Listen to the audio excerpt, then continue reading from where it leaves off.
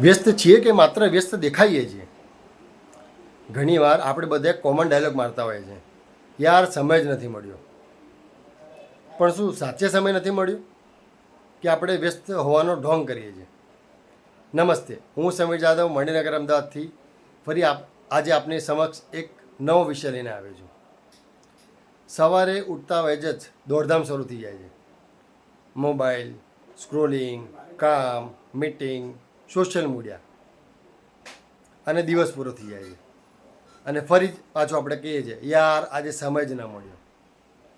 પણ શું સાચે સમય નથી મળ્યો? રીલ્સ બનાવવા માટે સમય છે, રીલ્સ જોવા માટે સમય છે, ભાઈબંધો જોડે ફરવા માટેનો સમય છે, ફાલતુની વાતો કરવા માટેનો સમય છે, પણ પરિવાર માટે સમય નથી, પોતાના સ્વાસ્થ્ય માટે સમય નથી, પોતાના સપના પૂરા કરવા માટેનો સમય નથી. તો શું સાચે જ સમયની કમી છે? સાચી વાત તો એ છે કે જ્યાં પ્રાથમિકતા હોય છે ત્યાં સમય નીકળી જતો હોય છે.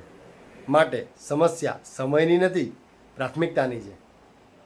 તો યાદ રાખીએ, વ્યસ્ત હોવું એ અગત્યનું નથી, પરંતુ એટલા પણ વ્યસ્ત ન થઈ જઈએ કે જિંદગીની સૌથી અમૂલ્ય વસ્તુ પાછળ જાય. કારણ કે સમય હોતો નથી, સમયને આપણે બનાવવો પડે છે. આજનો આપણો દિવસ શુભ રહે. જય માતાજી, જય શ્રી કૃષ્ણ, જય અંબે, વંદે માતરમ, ભારત માતા કી જય.